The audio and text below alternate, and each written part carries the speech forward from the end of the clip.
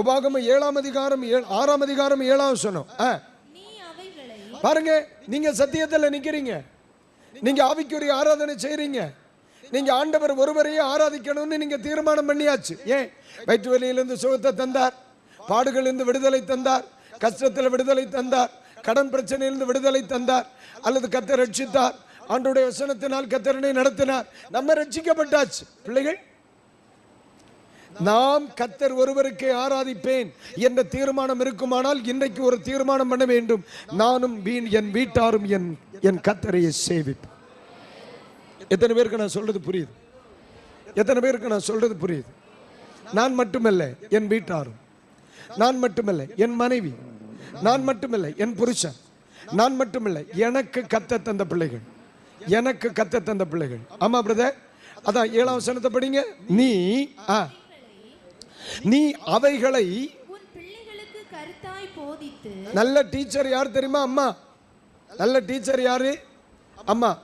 பிள்ளைக்கு பீஸை கட்டிட்டு அந்தால விட்டுறோம்னு நினைக்கப்படாது. நல்ல அப்பா, நல்ல டீச்சர். நீ உன் பிள்ளைகளை கருத்தாய் போதித்து உட்கார்ந்திருக்கும் பொழுதும், நடக்கிற பொழுதும், படுக்கிற பொழுதும், எழுந்திருக்கும் பொழுதும் எவைகளை குறித்து பேசணும்? கர்த்தரை குறித்து பேசணும். அடுத்தவங்க காரியத்தை எல்லாம் பேசுகிறது. சில வீடுகளில் தோத்திரம், சில வீடுகளில் நீங்க கவனிச்சீங்கன்னா எப்ப பாருங்க அடுத்தவங்க காரியம் தான் பேசுவாங்க. அவங்க வீடு இப்படி, இவங்க வீடு இப்படி, அந்த பாஸ்டர் இப்படி, இந்த பாஸ்டர் இப்படி, அந்த பிரதர் இப்படி, இந்த பிரதர் இப்படி. அப்படி நீங்க உருவாக்கப்படுவீங்க அல்லது உங்க பிள்ளைகள் உருவாக்கப்படுவார்கள் என்று சொன்னால் அவர்களுடைய சமாதானத்தை நீங்க பார்க்க முடியாது. உங்களை மாதிரிதான் அவங்க வளருவாங்க. குறை சொல்லுகிறவர்களா வளருவாங்க, வருத்தப்படுகிறவர்களா வளருவாங்க, வருத்தப்படுகிறவர்களா வளருவாங்க.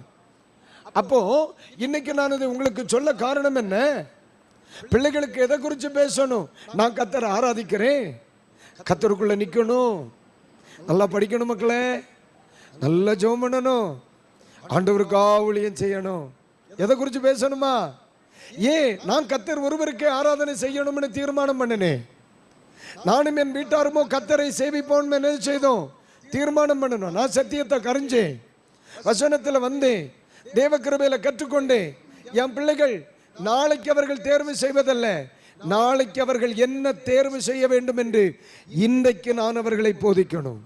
நான் சொல்றதை மட்டும் புரிஞ்சவங்க ஒரு அல்லேலூயா சொல்லுங்க. என்ன பைபிள் சொல்லுது? நீ உன் பிள்ளையானவனை நடக்க வேண்டிய வழியில் அவனை நடத்து. எப்ப நடத்தணும்? பிள்ளையானவனை பிள்ளை பருவத்தில் நடத்தணும். பிள்ளையானவனை. பிள்ளை பருவம் எப்போ? 13 வயசு வரைக்கும் பிள்ளை பருவம். 13 வயசு வரைக்கும் பிள்ளை பருவம். 14 வயசுல இருந்து பிள்ளை வாலிபத்து என்று சொல்லுகிற எல்கைக்குள்ள வந்துடுறான். அந்த 13 வயசு முடிகிறதுக்குள்ள ஆராதனைன்னா என்னன்னு சொல்லி கொடுக்கணும், ஜெபம்னா என்னன்னு சொல்லி கொடுக்கணும், ஆமா பாடல்னா என்னன்னு சொல்லி கொடுக்கணும், ஆலயம்னா என்னன்னு சொல்லி கொடுக்கணும், நம்மை நடத்துகிற தேவ மனிதர்கள் யாருன்னு சொல்லி கொடுக்கணும். புரியுதுங்களா? அந்த 13 வயசு வரைக்கும் உன் பிள்ளைக்கு என்ன சொல்லி கொடுக்குறியோ அதுதான் அவனுடைய எதிர்காலம். ஒரு ஆமீன் சொல்லுங்க. பைபிள் சொல்லுகிறது, அவன் முதிர் வயதிலும் விடாதிருப்பான், முதிர் வயதிலும் விடாதிருப்பான். அல்லேலூயா. அவன் முதிர் வயதிலும் விடாதிருப்பான். அம்மே, எங்க அப்பா இப்படித்தான் எங்களை நடத்துச்சு, எங்க அம்மா இப்படித்தான் நடத்துச்சு. எங்க அப்பா அம்மா எங்களை சின்ன வயசுலயே சர்ச்சுக்கு கூட்டிட்டு போயிருவாங்க. அவங்க எங்களை கொண்டு உட்கார வச்சுருவாங்க. ஒரு முறை ஒரு சகோதரர் வீட்டுக்கு நான் போயிருந்தேன். அவர் ஜெபித்து கொண்டு இருக்கும் பொழுது அவங்க அம்மாவை குறித்து எனக்கு சொன்னார். இன்னைக்கு சபையில் அவர் இருக்கிறார். பாஸ்டரையா, இந்த இடத்துல எங்க பழைய வீடு இருந்துச்சு பாஸ்டரையா, இந்த இடத்துல தான் எங்க பழைய வீடு இருந்துச்சு. எங்க அம்மா ராத்திரி எல்லாம் உட்கார்ந்து இந்த இடத்துல இருந்து அழும் பாஸ்டரையா.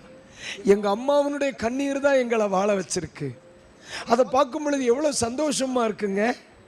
அதை கேட்கும் பொழுது எவ்வளவு சந்தோஷமா இருக்கு. சமீபத்தில் ஒரு சகோதரி சாட்சி சொன்னாங்க. என் பிள்ளை தேர்வு எழுதி கொண்டிருந்தாள். அவங்க அப்பா அவர் எக்ஸாம் ஹாலுக்குள்ள போன நிமிஷம் முதல் திரும்பி வருகிறது வரைக்கும் முழங்காலையே நின்னாங்க. பிள்ளை எழுதினது சிங்கப்பூர்ல, அப்பா நின்னது இந்தியாவில். ரெஸ்பான்சிபிள் பாருங்க, தன் பிள்ளைகள் கற்றுக்கொள்ளுகிறார்கள். ஒரு அல்லேலூயா சொல்லுங்க. நம்மை கொண்டு நம்ம பிள்ளைகள் ஆராதிக்க கற்றுக்கொள்ளணும். ஆலயத்துக்கு நேரமே போகணும்னு கற்றுக்கொள்ளணும். மக்களே, கர்த்தரை ஒருவர்தான் ஆராதிக்கணும்னு நம்ம பிள்ளைகள் கற்றுக்கொள்ளணும். நம்மிடத்தில் இல்லாததை பிள்ளைகளிடத்தில் எதிர்பார்க்கிற சில பெற்றோர் என்ன செய்றாங்க, இருக்கிறாங்க. நம்ம அப்படி இருக்கக்கூடாது. ஆலயமா அவ்வளவுதான். எனக்கு நல்ல ஞாபகம் இருக்கு. நீங்க நினைக்கலாம், பாஸ்டர் ஆலயத்தில் ரொம்ப ஸ்ட்ரிக்டா இருக்காங்க, அடி கொடுக்குறாங்க, சிரிச்சிக்கிறாங்க. ஐயா, நானும் என் சர்ச்சில் அப்பா பாஸ்டரா இருந்தப்ப குட்டி பையன், தோத்துற குட்டி பையன், இந்த ஃப்ரண்ட் லைன்ல உட்காந்து விளையாடிக்கிட்டே இருந்தேன். அன்னைக்கு அதுதான், எந்த பிரச்சனை நமக்கு புரியாது, அதுதான் நான் பண்ணிக்கிட்டு இருந்தேன், விளையாடிட்டு இருந்தேன். ஒரு சில வாட்டி எங்க ஐயா முறைச்சு பார்த்தார். தோத்துற திரும்புற மாதிரியே இல்லை, நேர வந்தார். சட்டைக்கு இந்த பகுதியை இப்படி பிடிச்சார், அப்படியே பிடிச்சு தூக்கிட்டு வந்தார். இப்படியே நின்றுக்கிட்டு குப்புரை இப்படி போட்டார். எங்க ஐயா குறைஞ்சது 1.5 மணி நேரம் பிரசங்கம் பண்ணுவார். 1.5 மணி நேரம் பிரசங்கம் பண்ணுவார் ஞாயிற்றுக்கிழமை. அந்த 1.5 மணி நேரமும் தான் வலது காலை என் முதுகு மேல வச்சுட்டு அந்த மனுஷன் பிரசங்கம் பண்ணார். அவருக்கு கால் வலிக்குமா காலை மாத்தி இடது காலை எடுத்து வச்சார். அந்த ஆராதனை முடிகிறது வரைக்கும் அவ காலை எடுக்கவே இல்லை. கடைசியில ஆண்டவருடைய பெரிதான கிருபை, பலிபீடத்தில் நான் உறங்கிட்டேன். அப்படித்தான் வளர்ந்தேன். அதனால தான் சில சேட்டை பண்ணும்போது நம்மளால சகிக்க முடியல.